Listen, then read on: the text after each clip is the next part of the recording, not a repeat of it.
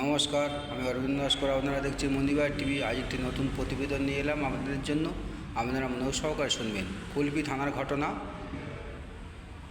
2/12/2024 সোমবার এই ঘটনাটি ঘটেছে। দুপুর 12টা 30 মিনিটে এই ঘটনাটি ঘটে গেছে। গ্রামটির নাম তেলেগ্রাম। এক ব্যক্তি কিছু সোনার জিনিস বন্ধক দিয়ে 40,000 টাকা নেয় এবং ব্যাংকের অ্যাকাউন্ট থেকে 20,000 টাকা তোলে। মোট 60,000 টাকা নিয়ে সে রাস্তা দিয়ে যাচ্ছিল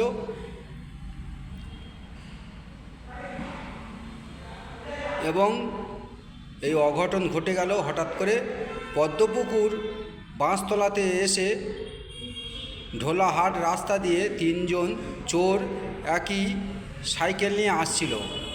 তা পদ্মপুকুর বাঁশতলাতে এসে ওই ব্যক্তি সাইকেলের সাথে ধাক্কা মারল এবং উভয়ে পড়ে গেল এবং তারা ছিল 3জন এবং মুখোমুখি পড়ে গিয়ে যে ব্যক্তির কাছে টাকা ছিল, যে ব্যক্তির টাকা সে উঠতে পারেনি। তারপর ধীরে সুস্থে উঠল। তখন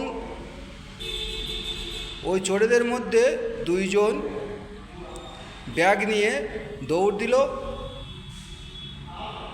তারপর ওই ব্যক্তি সাইকেল নিয়ে উঠল, কিন্তু ততক্ষণ পয়সার ব্যাগ নিয়ে ওই 3 চোর চম্পট দেয়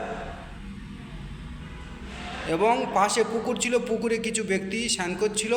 সেই সময় চেল্লাচিল্লিতে তারা এসে করলো এবং ওই ব্যক্তি ফের সাইকেল নিয়ে তাড়া করলো, কিন্তু তাদের ধরতে পারলো না। 3 চোর টাকা সমেত ব্যাগ হরিবাসরের নামে থেকে কিছু কাগজপত্র, ওখানে তার সেই ব্যক্তির কিছু কাগজপত্র ও আধার কার্ড ফেলে দিল। একটি হরিবাসর ছিল, সেখানে ফেলে দিল। আধার কার্ড ফেলে দিয়ে চলে গেল। তারপর কথা হলো যে 2024 সালে এরকম ঘটনা ঘটে গেল, আবার চুরি হলো এবং ঘটনার স্থলে পুলিশ আসে এবং ঘটনার স্থলে সেখানে এসে সিসি ক্যামেরা ছিল, পুলিশ তদন্ত করে এবং পুলিশ আশ্বাস দিল যে 3 চোরকে ধরা হবে। তাই 3 চোরকে আমরা শুনতে পারলাম, 3 চোরকেও ধরেছে পুলিশ এবং টাকার ব্যাগ সেখান থেকে নিয়ে সেই ব্যক্তিকে দিয়েছে। এটি কুলপি থানার ঘটনা এবং করঞ্জলির ব্যাংকে এসেছিলেন ওই ব্যক্তি এবং 40,000 টাকা সোনার গয়না বন্ধক দেয় এবং 20,000 টাকা ব্যাংক থেকে তুলে মোট 60,000 টাকা। তাই উনি চিন্তার মধ্যে ছিলেন, কিন্তু পুলিশ তদন্ত করে ওই ব্যক্তির টাকা উদ্ধার করে দিলেন, 3 ব্যক্তিকে অ্যারেস্ট করলেন। তো এখন আসছি, আপনাদের মতামত কমেন্ট বক্সে জানাবেন। নজর রাখবেন মন্দিরবাড়ি টিভি। জয় হিন্দ, বন্দে মাতরম, ভারত মাতা কি জয় হোক।